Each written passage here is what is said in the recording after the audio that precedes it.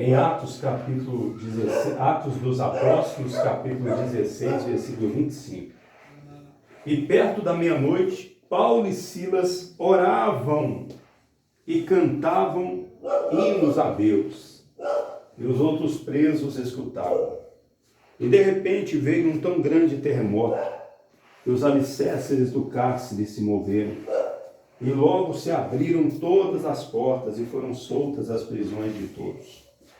E acordando o carcereiro, e vendo abertas as portas da prisão, tirou a espada e quis matar-se, cuidando que os presos já tinham fugido. Mas Paulo clamou com grande voz, dizendo: não te faças nenhum mal, e todos aqui estamos.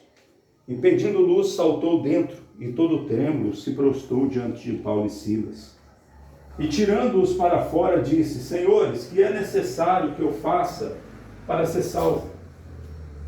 E eles disseram: crê no Senhor Jesus Cristo, e serás salvo tu e a tua casa. Repita comigo. E eles disseram: crê no Senhor Jesus Cristo, e serás salvo tu e tua casa. A pessoa só tem que crer. Porque tudo começa com crer. Uma pessoa crendo. E lhe pregavam a palavra do Senhor e a todos que estavam em sua casa.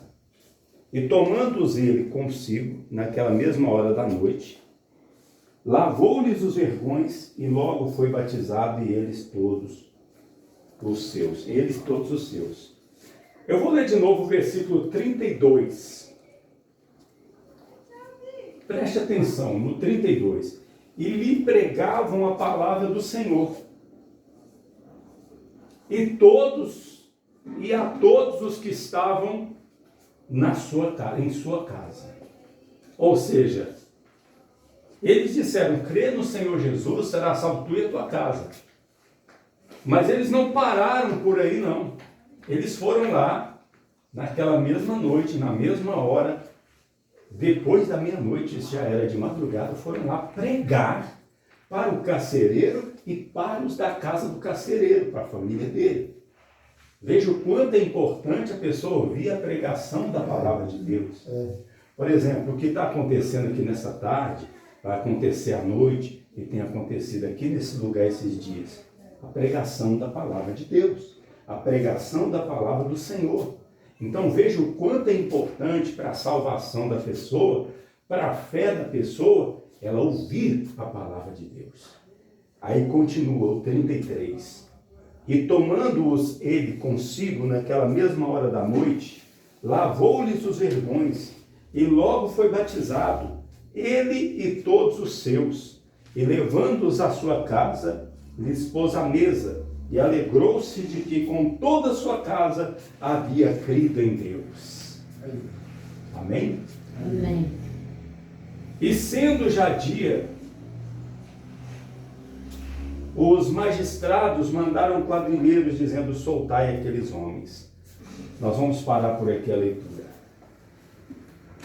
Deixa eu trazer algumas explicações aqui que se aplicam a nós hoje. Veja que o carcereiro, ele estava como? Ele aparece no texto aqui como? Dormindo. Ele estava dormindo. Era um carcereiro, que provavelmente, porque Paulo e Silas estavam ali cantando, orando, provavelmente ele até dormiu despreocupado. Não sei se um carcereiro pode dormir, mas ele dormiu. Quando aconteceu o terremoto por volta da meia-noite, aquele grande terremoto, então ele acordou. Mas quando ele acorda, as portas tinham se abrido, e ele pensou logo: os presos fugiram. E como provavelmente ele estava errado de estar dormindo, ele pensou: olha, eu dormi, eu errei, os presos fugiram, logo vão me matar. Os meus superiores do Império Romano vão me matar. Então, já que eles vão me matar, eu mesmo me mato. Aí ele puxou a espada, diz aqui, tirou a espada e quis matar-se. Ele quis suicidar, porque ele sentiu logo, imediatamente, a responsabilidade. Os presos fugiram. Se eu tivesse acordado, quando aconteceu o terremoto, eu não tinha deixado fugir. Mas eu não estava acordado, provavelmente foi isso que aconteceu. Ele ficou com a consciência pesada. E ele sabia que ele ia ser julgado e morto por aquela falta. Então ele quis se matar. Só que os presos não tinham fugido. Só que Paulo e Silas estavam lá. 2 homens de Deus estavam ali. Ele não estava vendo os presos. Ele não estava vendo Paulo e Silas. Tanto é que ele pediu uma luz. Quando Paulo clamou, ele ouviu a voz, não viu Paulo e Silas nem os presos. Mas ele pediu uma luz. Mas Paulo estava vendo ele. Provavelmente porque ele estava num lugar mais claro. E Paulo, ele gritou, ele disse, não te faças algum mal, que todos aqui estamos. Aí. Paulo gritou, não te faças nenhum mal, não faça isso, nós estamos aqui. E aí o carcereiro pedindo luz, saltou dentro e todo trêmulo prostou-se ante Paulo e Silas. Ou seja, ele se humilhou, né? Ele se humilhou e ele atendeu a voz de Paulo e Silas, o conselho. Ele poderia ser um homem do coração duro, que não faça, não, eu vou me matar assim mesmo, né? Mas não.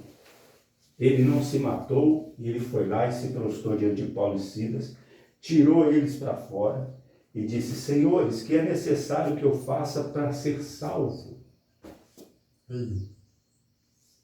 Será que este homem estava perguntando o que ele faria para fazer, o que era necessário para ele ser salvo de enfrentar um julgamento? Eu acredito que não. Eu acredito que este homem estava perguntando o que ele devia fazer para ter a salvação da alma dele. Porque com certeza Paulo e Silas estavam cantando, orando e provavelmente falando a palavra de Deus. E aquele carcereiro deve ter ouvido. Ou até mesmo antes de Paulo chegar ali na prisão, provavelmente ele deve ter ouvido as pregações dos apóstolos ali naquela cidade, ou deve ter ouvido falar alguma coisa.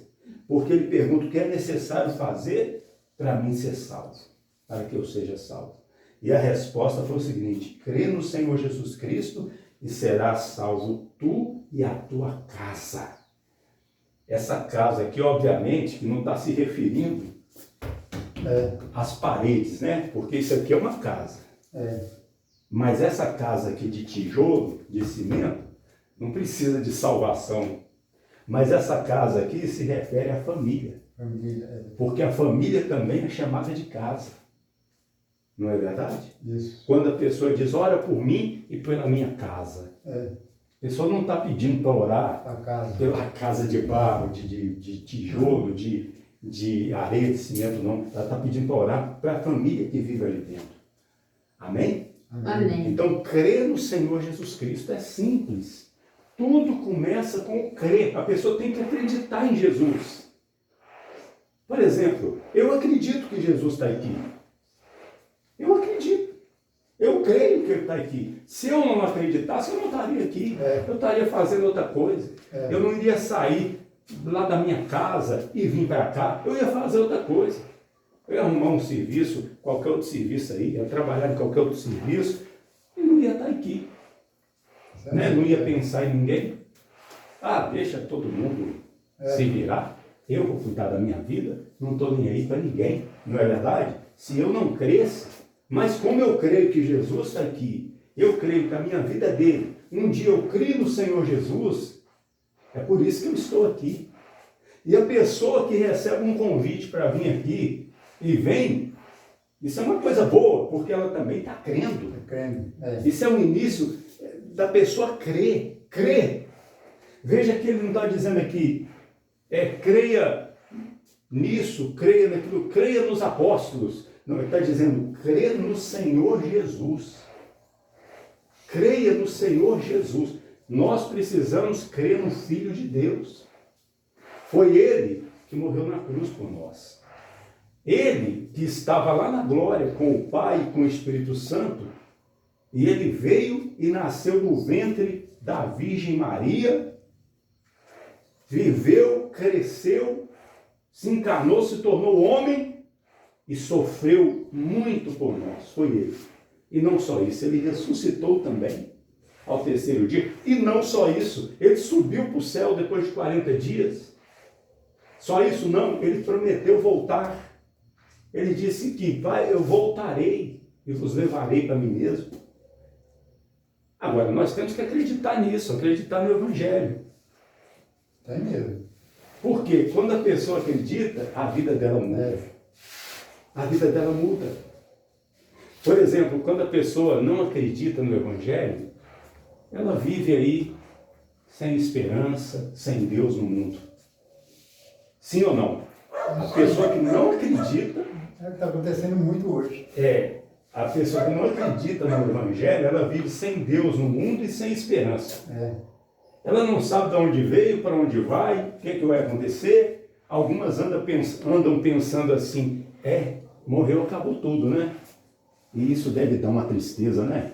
Imagina você sofrer tanto aqui nessa terra, tanta preocupação, você lutar tanto aqui nessa vida e pensar, morreu, acabou. Faz sentido isso não? O que faz sentido é que a Bíblia diz que existe uma eternidade. Que a morte não é a destruição de uma pessoa. A morte é separação da alma do corpo. A morte é a separação da alma do corpo.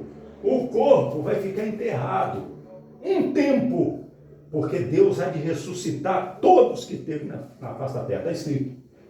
Jesus disse que vem a hora que todos que estão no sepulcro